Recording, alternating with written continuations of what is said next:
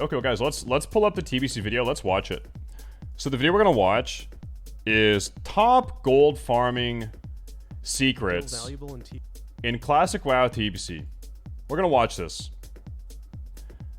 I forget a lot of the TBC gold farms, so it's gonna be good. Good refresher, guys. If you're excited for this video, type POG. If you're AFK, tab in, tune in, lurkers, tab in, POG, all caps. It's TBC video time. Wake up, get excited. Let me pause the music. This is it. Pog, pog, pog. Big time pog, super poggers. Here we go. 3, 2, 1, play. Hey guys, what's up? It's made by Toy House. So I've seen a few of you asking me to make a Burning Crusade gold making guide. Warlock so himself, I would look all over the internet for everything I could find on making gold in TBC and put this guide together. Okay. So in TBC, there are some huge expenses like your epic flying mount. And while I won't be suggesting making a Craigslist ad to make gold, I've got some other pretty good ideas to share. So in this guide, you'll see a lot of professions have the. If anyone doesn't know that story, it was a woman who posted on Craigslist that she would have sex with you if you paid for her epic flying mount. And it happened. Some guy paid her 5,000 gold to fuck, and she got her epic flying mount. It was awesome. Ability to make gold. So if you're interested in learning more about professions, be sure to check out my profession guide, link in the description below. And if you learn anything at all from this guide, I'd appreciate if you give the video a like. So with that said, let's just jump right into the top 20 list. So first up, coming in at number 20, we've got skinning and vendoring leather while leveling. So while leveling, you'll without a doubt be killing a bunch of beasts at some point. Skinning in TBC, like in vanilla, integrates with what you're already doing. For that reason, lots of people choose skinning as a profession, even if they're trying to get to max level as fast as they can. And since so many people are going skinning, that usually drives down the price of leather on the auction house, supply and demand. So in most cases, it's usually just better to vendor the leather that you're skinning while leveling. This isn't always the case, of course, so compare the vendor price to auction house price before you make any moves. I recommend auctioneer and vendor price add-ons so you know what you're doing. It will really help with gold making with this method, and really gold making in general. When questing, you know which items to sell for more with vendor price add-on, so you can choose what item you want in cases where you can't use either quest reward, for example. So those add-ons are super helpful. All right, up next is number 19. White items while leveling. Now there are a bunch of items that are white in terms of rarity, and you just look at it and you're like, what the heck is this even used for? And usually just vendor it. I know I used to. So some items like Savage Frond, for example, drop off mobs and can actually sell for way more than their vendor price. And there are a bunch. Yeah, I don't know if you guys know this. I figured everyone knew this. Gray items are worth nothing and you should vendor them. They have no use. White items are used in some way by a profession or something else. So yeah, that's, I feel like most people probably know that. Bunch. So I'm going to go through a few of them. We've got Wicked Claw, which is actually used for Wolf's Head Helm, which is a very nice druid elm. You've got Netherweb Spider Silk, which is a new addition in the Burning Crusade, and which is used for a bunch of high-level tailoring recipes. True. But all spider silk is actually valuable as you level for different professions. Large Fang is great for great and mighty rage potions. You've got Ichor of Undeath for alchemy, elemental earth, water, fire, and air. All sell quite well. Some more valuable than others, of course. And then there's Fused Wiring. I actually farmed this one myself at level 40 on a private server, and I got the gold needed for my mount really, really quick. These are in high demand because of all the engineering recipes it's used in. So there are a bunch of white items that potentially could sell for quite a bit. So I would do some research. If you see a white item, just mail it to your bank alt, throw it up on the auction house. Chances are it's worth more on the auction house than it is to vendor. So definitely keep an eye on that as you're leveling. All right, next up at number... It's one of these things, a lot of items, it's it might be worth more, marginally more on the auction house, but is it worth the time to look it up, think about it, compare it to is it worth the thought? Is it worth it? A lot of times, no. A lot of times, no. Number 18 is questing at level 70. Now, this may come to a surprise to some of you, but quests give you more gold instead of experience points when you're max level. For private server Fresh Realms, this could definitely be a good method. Some of the other methods will make you gold quicker. This is only number 18, but it might be a little bit more mind-numbing. So this is more of a fun way to make gold while still doing quests and having some direction, or if you're into lore, reading the quests. and it could be a change of pace from other farming methods. So if you do all of Shadow Moon Valley and Netherstorm while already level 70, that should net you actually at least 1 to 2,000 gold. So this is an often overlooked gold making method. I have a feeling most people are probably going to dungeon level, or they're going to try to dungeon level when Classic TBC is out, because it's going to be so jam-packed with players. And just people seem to have this obsession with dungeon leveling, which means that this method is going to be particularly profitable, because rather than only Netherstorm and Shadow Moon Valley, you might have every quest in every zone able to be done at 70. This is an often overlooked for lack of having gold making method that could definitely be fruitful if other gold farming methods are just completely overfarmed, too competitive. You're on a PvP server. It's definitely an option to make quite a bit of gold. All right, coming in at number 17 is daily quests. So in the Burning Crusade, daily quests were added. You can find daily quests in Skedis and Terokar Forest, Ogre La in Blades Edge Mountains, the Isle of Quel'Danas in Shatrath and Terokar Forest. These will get a little mind-numbingly boring because they're the same every day. Of course, there's rotation, but they're a good source of gold. There's only a limited number of daily quests, right? You've got battleground dailies, cooking dailies, fishing dailies. Daily quests on a PvP dailies, server are a dungeon fucking dailies, nightmare, dude. Hellfire Peninsula dailies, World PvP. I'm just imagining. Imagine trying to do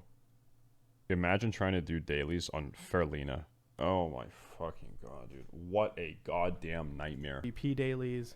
I mentioned Ogre-La dailies. You've got Shatari Skyguard dailies, Netherwing dailies, and Shattered Sun offensive dailies. You've got a lot of dailies to do. So maybe it doesn't get too boring, but if you've done it a few times, I'm sure it will start to get repetitive. And you know, let's not forget seasonal dailies. You've got Brewfest, Hollow's End, and Midsummer Fire Festival dailies. So you're going to get a decent amount of gold per daily. Again, not the fastest method, but it's an easy one to check off your list each day. All right, coming in at number 16, Spellcloth, Primal Mooncloth, or Shadowcloth. So each of these will go anywhere from maybe 20 to 40 gold, depending on your server's supply and demand. Crafting it is on about a 4-day cooldown, which makes these items valuable. However, because of the cooldown, this isn't a gold-making strategy that can be like massed or farmed, but it's just another stream of gold for you. Unless prior to Classic TBC launch, you leveled a bunch of level 60 professionals, which is what we're going to be doing all of January. I have blocked off the entire month of January to level. We're going to level 3 warlocks 1 to 60. Sorry, 20 or already 20 to 60. 3 warlocks 20 to 60. We're going to dungeon boost the fuck out of them. We're going to do most of it myself on my own prot paladin. It's going to be crazy. So we're going to do that often, kind of like dailies, but this is more of like every 4 days daily or something like that, right? So not the best, but it's a good amount of money with not too much effort. All right, number 15, Netherweave bags. So you'll need tailoring to make them, but everyone needs decent bags. And people will usually have multiple characters. These usually go for anywhere from 7 to 16 gold a pop. Depending on supply and demand, this will vary. And more often than not, they're actually in oversupply, so the price tends to be on the cheaper side. Still, most people will be buying these, so you can definitely net some profit. Like I said, you know, the Burning Crusade has shaken up class balance a bit, so people might be re-rolling. They want alternate characters, just so they can experience certain things, you know. Druid Flight Form's a lot of fun, so maybe they just want to roll that alt. Special shout out. Okay, special shout out. If you are looking to get glad, if you are a very good rogue or a very good resto druid, if I can't find a resto druid, maybe a very good priest. If you are a very good priest / resto druid or rogue, DM me, okay? We're going glad, baby. Hey, we're doing 3s, maybe a little bit of 2s. We're pushing, boys. All right, hit me up. Professions have become much more powerful and meaningful in the Burning Crusade. So having alternate characters to have all access to all those professions is another reason to make an alternate character, and you'll need those bags. So lots of reasons why people will be buying these. Again, supply and demand. They're not too hard to make, so usually the price is driven down. All right, coming up at number 14, crafting gems. So gems are needed for gear with sockets. You can make a lot of money as a jewel crafter just buying gems off the auction house, cutting them, and then relisting them. So this one's not only lucrative, but it's also pretty easy to do. And, it won't always be possible to profit depending on, the gem prices and how much you can sell the cut gem for. But look for deals where it makes sense and take advantage of your jewel crafting skill. Again, if you need insight on that, I have got a profession guide. You can check that out. But it's an easy way to stay within, the city and just make gold utilizing your profession. Okay, number 13. Now, I think that most people did not know about this. I actually found out about it myself just looking online, and it seems pretty legit. So, number 13 is farming Scholomance as an enchanter. Now, there are quite a few items in Skolo that are still valuable in TBC, mainly dark runes. This is actually, so far, the best, most legitimate tip that he has pointed out. And then you can also disenchant blues and epics. PC Gamer, dude, 2 months. Thank you, man. Thank you. The main thing, really, that you're farming here are dark runes. When you use dark runes, restore mana at the cost of health. These are used by serious raiders at endgame and sell for a decent chunk of change. While farming dark runes, you will inevitably pick up a lot of rune cloth and many greens and blues. The cloth you can sell directly. Yeah, so even in TBC, every caster and prot paladin, and sometimes healers will have to spam dark runes. Like, these are still very, very useful in TBC. And one of the best gold farms is to take a prot paladin. Take a prot paladin, go into Skolo, and just farm the fuck out of these. This is actually quite a good gold farm. Directly on the auction house or make into bolts and sell. Disenchant the blues and greens and sell the enchanting mats. High-level vanilla enchanting mats go for quite a bit because, not many people are taking the time to farm them. The large brilliant shards, which are, these actually are used to make brilliant wizard oils and brilliant mana oil. Which is still used in TBC. These are also 2 more items that raiders use. Now, of course, with Shadow Priests becoming, basically mana batteries, we've got shamans available now for the Alliance.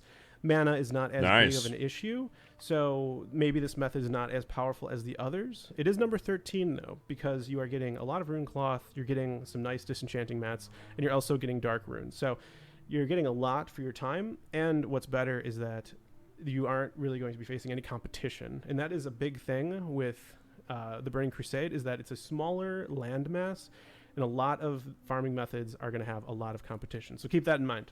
All right, number 12. BOE epics. So the Burning Crusade has added a lot of high quality craftable items. Most of these require the crafter to have a primal nether, as well as having the recipes themselves, which can be world drops, specific instance drops, or in rare cases trainable. Higher level recipes that drop from raids will often require the crafter to have nether vortex. Some examples of items are gyro balanced corium destroyer, hard corium band, Cobra Scale Hood, the Frozen Shadow Weave set, Spellfire set, the Gloves of the Living Touch. Yeah, Tipo, pretty true.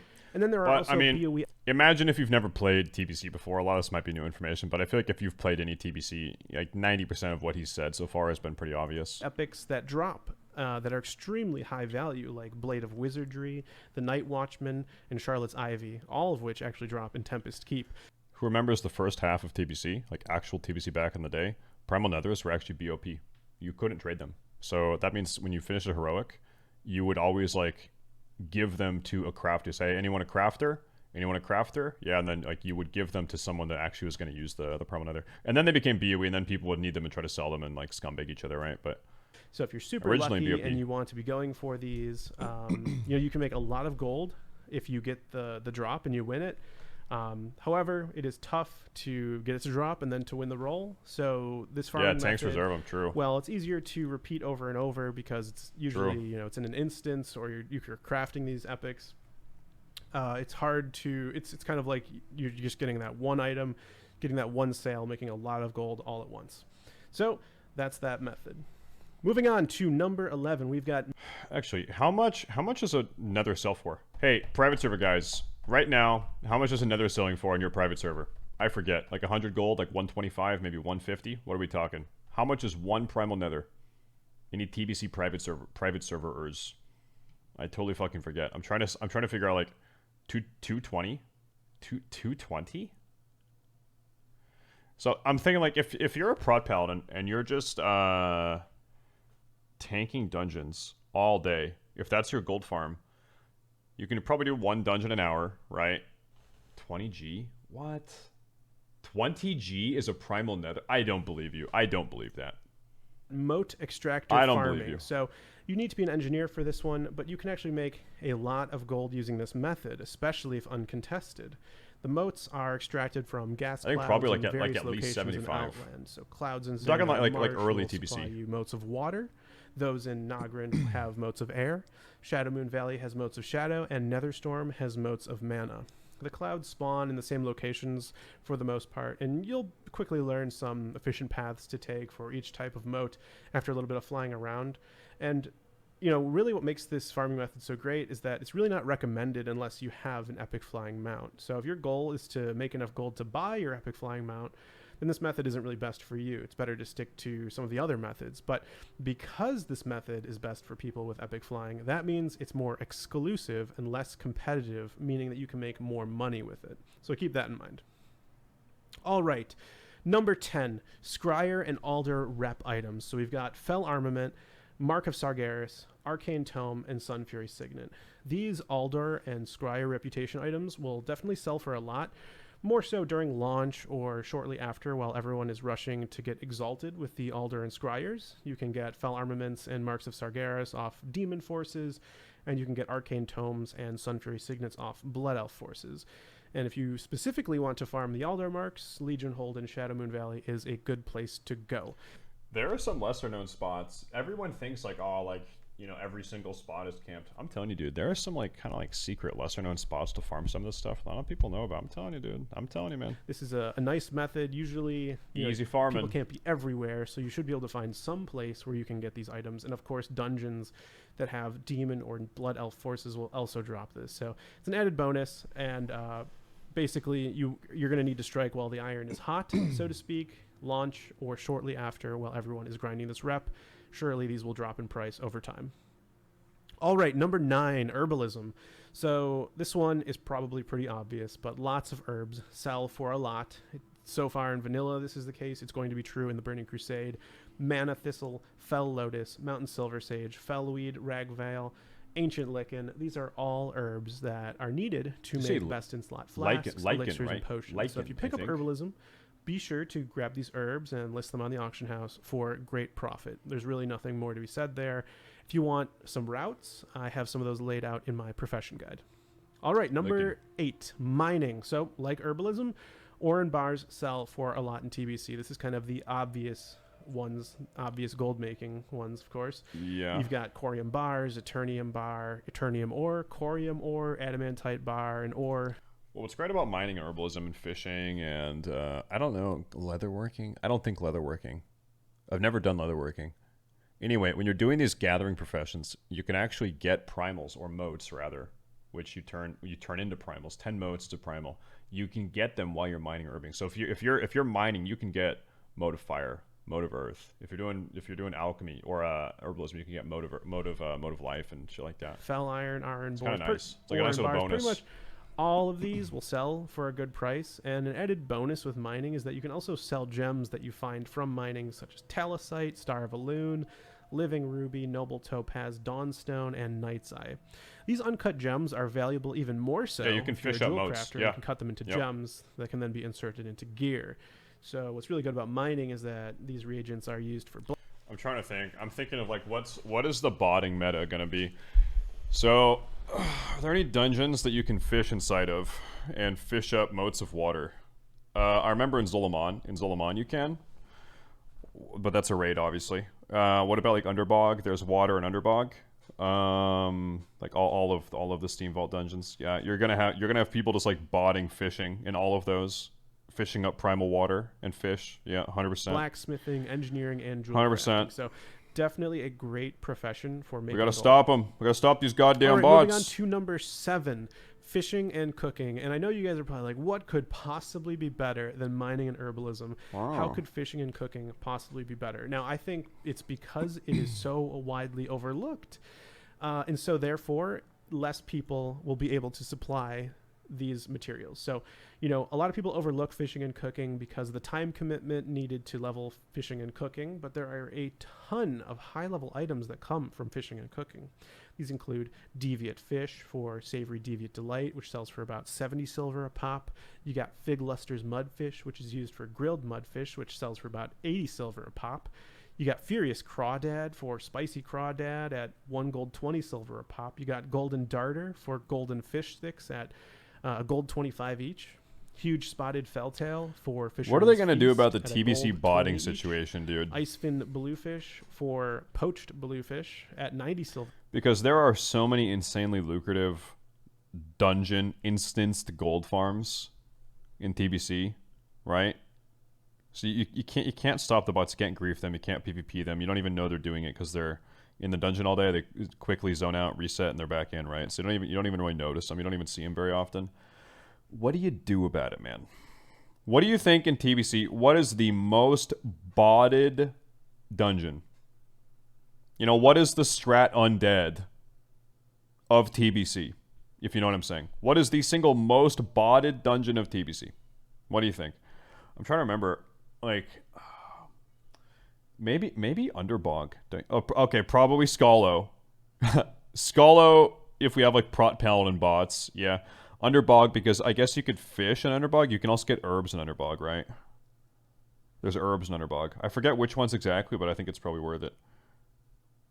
Shadow Labs drops a lot of like fell armaments and stuff, but you would need like a team of 5 people to do it. So I don't know, you might have 5-man bot teams, right? Farming Shadow Labs all fucking day for like fell armaments and stuff like that. I don't know.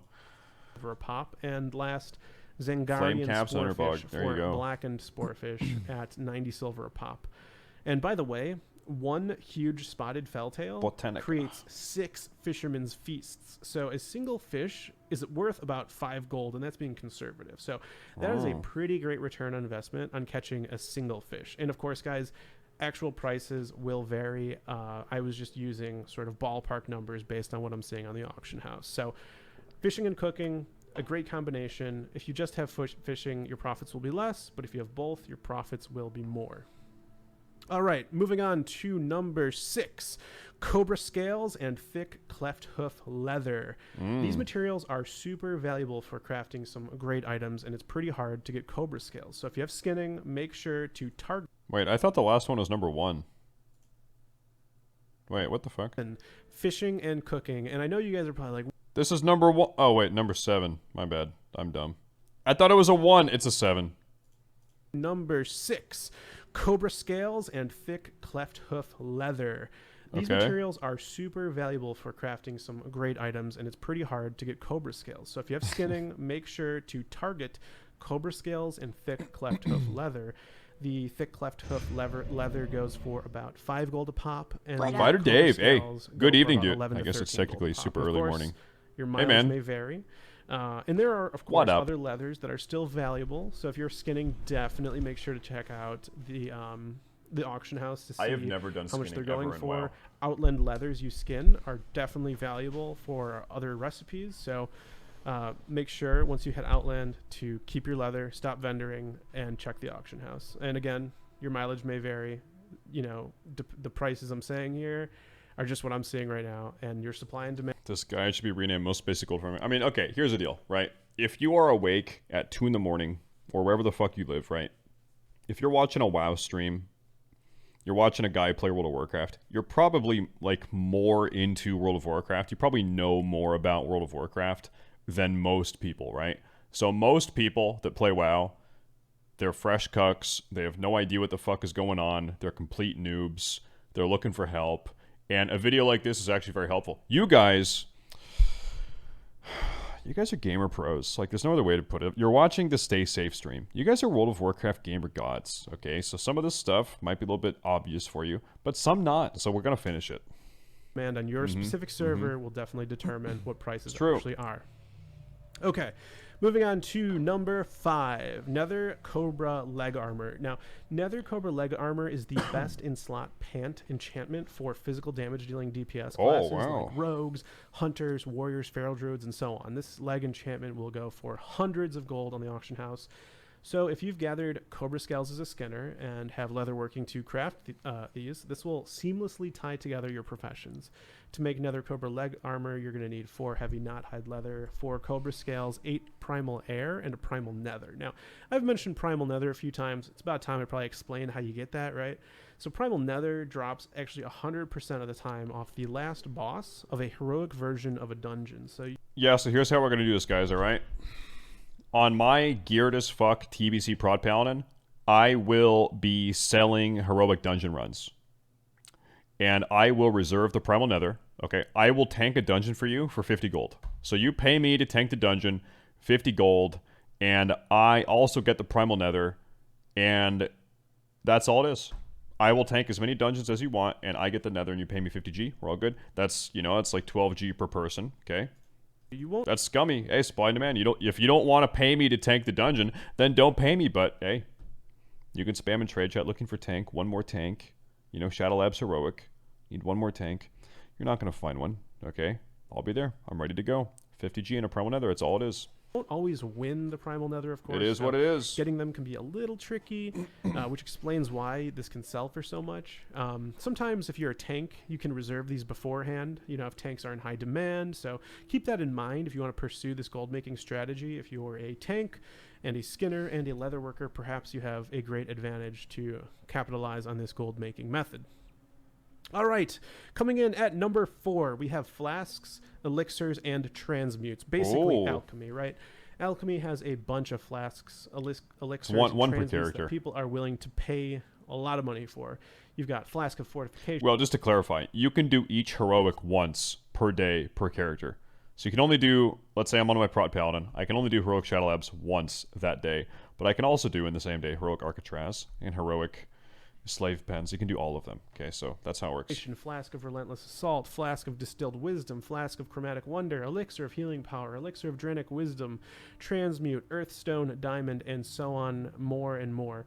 There are lots and lots and lots of alchemical flasks, elixirs, and transmutes, potions, you know, healing potions, different types of resistance potions.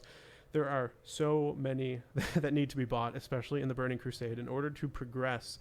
And, you know, coming from, you know, classic WoW, vanilla WoW, I'm sure, you know, alchemists can, you know, say how much money they've made selling fire resistance potions, nature resistance potions, and it just goes on and on. As you go through 8Q, you need nature resistance. As you go to Nax, you need frost resistance. And really, the same thing continues as you progress through other raids like Black Temple. And the amount of potions, elixirs, flasks, and transmutes that are needed are essentially endless. You're constantly going to be needing it. So alchemy is a huge money-making profession. Big true. There are so many advantages to going alchemy.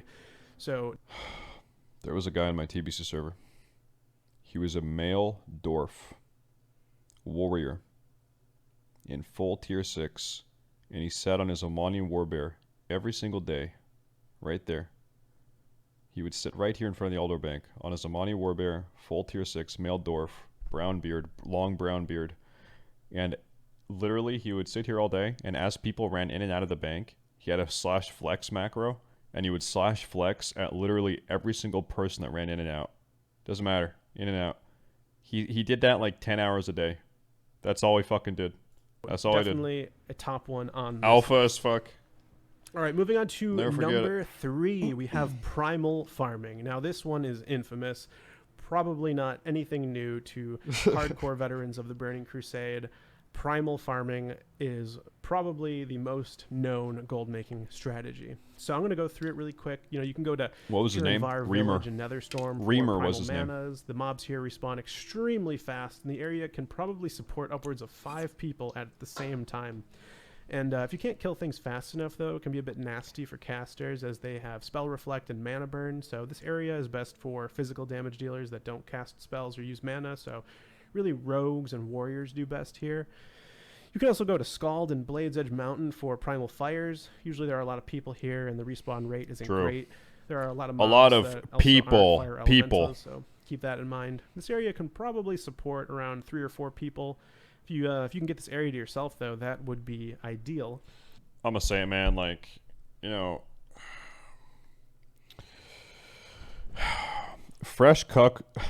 Okay, how can I put this? Primal farming is a fresh cuck gold farm. You're like, oh wow, how do you make gold in TBC? Oh, you go farm primals at Elemental Plateau. Oh, don't. Only fresh cucks go to Elemental Plateau, okay? That's where the fresh cucks go. It's like 60-year-old boomers that heard about Bitcoin on CNN, and they're like, oh, wow, I'm going to try to buy some Bitcoin. That sounds like a good investment. Let's go see if that works out for me. It's the same thing. You can also go to the Elemental Plateau in Nagrin. Just Josh, T1. For Primal Fires. Thank you, man. Thank you, dude. Airs. I'm laughing because this place is wildly Thank you very much, brother. I over-farmed. appreciate it. Thank you very much. And historically over-farmed. I can't stress enough. I mean, it's probably infamous. The second I said Elemental Plateau, for those of you that know TBC, you probably just like laughed. I mean, it is, you know, it's right next to Shattrath City, so it's super easy to get to. You know, the reason this area is so beastly is the fact that if you get it alone, you can probably get 8 or 9, maybe even 10. Yeah, I'm gonna be up here on my warlock banishing people's elementals. Like that's kind of my plan. I don't care about killing them. I don't care about getting the moats. I don't care. I'm gonna be up there banishing. That's it. Hour, if you have it by yourself, which probably would never happen unless you find a time at like 4 a.m. or something, when the area is completely empty and you make crazy serious money here. You know, there's if you're on a PvP server, you know most likely you're going to run into confrontations. It's probably it is the best primal farming spot, spawn rate wise, but the competition will be fierce. The Hand of Gul'dan in Shadowmoon Valley is another place for primal fires, and primal fire is needed for enchants and profession items. Every time I think of farming primal fires in the Hand of Gul'dan, I think of the old Nim song called Ni Hao. Every single time. I'm not going to play that song on Twitch because I feel like that's probably TOS in the year 2020, but every time I think of that song. Items like the Spellfire set and Primal Air is needed for best in slot enchants and a number of profession items as well. So for Primal Water, you can go to Skedis in Terokar Forest. This is generally the best all-around spot for Primal Waters in my experience. The only downside is that they're all underwater, which slows you down, of course, because of your swim speed. I don't really find farming Primal Lives or Primal Earth particularly profitable at all. If you specifically need these primals, you are far better off spending your time farming the more profitable ones, selling those, and then buying the primals that you actually need. Remember the fucking birds in Skedis that fly around and try to knock you off your mount? Like, you'll be flying around, you get dazed because the motherfucking... Remember those birds, dude? Holy fuck, dude. Have you seen the OBS update to bypass DMCI and VODs? I read a summary of that on Twitter, but I didn't really understand it. I read it when I was half asleep, and I was like, ah, cool, whatever. No, yes, but kind of no. Legit a boomer came in and purchased $900 worth of Amazon gift cards, and 3 days later came back and wanted a refund and tore them up, and my manager said, take it up with Amazon. God, dude, Jesus. Generally, in my experience, primals are really one of the best money makers when it comes to farming. But if all spots are filled, you know, completely over farmed, then you're better off farming something else. So there you go. That is number 3. And now we are moving on to number 2. What could possibly be better than primal farming? Boosting. Yep. Boosting. So I predict that if Blizzard does not intervene, boosting will continue to be one of the best ways to make money in the Burning Crusade. With class balance getting shaken up from vanilla, players will probably be wanting to re-roll or create alternate characters. With professions getting super buffed and more important in the expansion, having more characters with more professions will be even more rewarding. All that, in my opinion, leads to more people wanting boosts. So if you really want to bring in the money, make a character that can boost. Protection paladins or mages are super efficient at boosting at lockout speed. It's super profitable in classic WoW right now, and I predict only more of the same in the Burning Crusade. It's true. The gold from 4 party members and the loot from the mobs combined make this method one of the top gold making strategies. Is Prot Paladin better than Bear Druid? Okay, I'll give you the... Who wants to take the Prot Paladin pill? Do you guys want to take the Prot Paladin pill? Okay, pay attention. Prot Paladins are mediocre in 25-man raids. They're not that good in 25-man raids. They're okay. They're not that great in 25-man raids. They're good in 10-man Karazhan. Okay, they're good in Karazhan. And they're great. They're the best heroic tank. 5-man heroic tank. They're the best heroic tank. Now, Prot Paladins in TBC that I can think of probably, maybe there's things I'm unaware of. There probably are, but that I can think of, Prot Paladins have probably the 3 most lucrative gold farms in TBC.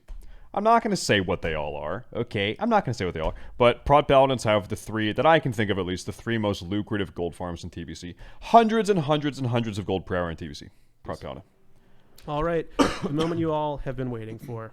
Number 1, the best money-making, gold-making strategy. Very good. In WoW TBC, according to my prediction. And I think that it is auction house flipping. AoE cap. Well, okay. The reason why like AoE farming shifts from mages to Prot Paladins in TBC, mages have an AoE cap imposed on them when TBC comes out, so mages can't AoE anywhere near as effectively as again. Like their AoE spells only affect what, at most 8 targets or 10 targets or something, so they can't AoE 350 mobs like you see in Mardon. You can't do that anymore. So mages get a huge AoE nerf. Prot Paladins with Retribution Aura isn't affected. Concentration or consecration is not affected, and like a shield spike is not affected. So Prot Paladin's Holy Shield and like reflective damage like that, you're good to go. Still good to go. Buying low and selling high. If you can find opportunities using the auction house, you don't even need to farm. You don't even have to leave the city. You can just buy and sell all while staying inside the auction house. So if you do this right, I think you can easily make incredible amounts of gold. And, you know, this involves timing the market, supply and demand. You know, you can put consumables up before Tuesday raid reset day. So you're taking advantage of supply and demand, buying when the supply is high and the demand is low, selling when the demand is... We're gonna raid on a fucking Sunday. Think about that. Gamed. We're raiding Sunday now. High and the supply is low. You know, using these methods, you know, you can really make a ton of profit. Now, I don't want to pretend that I know the ins and outs of auction house flipping, but for those that do, I don't think there's a faster way to make gold. It has incredible scalability. You can buy in bulk, sell in bulk. I can't tell you how to do it necessarily, but I know that it is absolutely the #1 best way to make gold. So this is kind of funny. Like the best way to make money in real life is just play the stock market. I don't know how. I don't know what it involves, but I know several people who have made billions of dollars investing in the stock market. So therefore, it is the best. That's true. It's true. That's it for my top Blazing 20 Bob, list. Twitch Prime, What do thank you. Think about these gold. Thank you very much. Thank you, man. Are there man. ones that I missed that you think are better? Are there some that I listed that you think are garbage? Let me know in the comments below. I love hearing from you guys. You know, it's absolutely awesome talking about TBC and hearing what you guys, you know, think or have experienced yourself.